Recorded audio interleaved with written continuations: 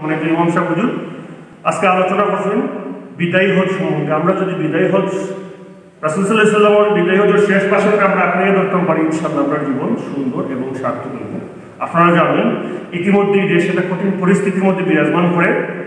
দেশে oxygen crisis, corona রোগী যারা আছেন তারা টেকা দিয়ে অক্সিজেন পাবেন। আপনারা দোয়ার বদৌলতে আমরা বন্ধু বান্ধব মিলিয়া এবং Haji Shamsul Haque Khaleda Chowdhury Red Crescent Hospital যৌথ উদ্যোগে আমরা প্রায় 60টা অক্সিজেন সিলিন্ডার আমরা জোগাড় করছি। ইনশাআল্লাহ আমরা খালাফুর ইউনিয়ন তথা আশেপাশে যারা প্রয়োজন হয় আমরা দরজায় দরজায় পৌঁছে দিব।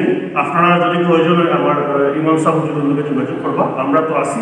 আর আপনারা করোনার ভ্যাকসিন দিয়েছেন, আমি জানি আমরা এলাকাতে কেউই দিচ্ছেন না করোনার ভ্যাকসিনটা।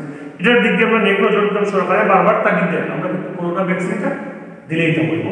ভালো থাকবা, আপনারা আমাদের কিন্তু আসসালামু আলাইকুম ওয়া রাহমাতুল্লাহ।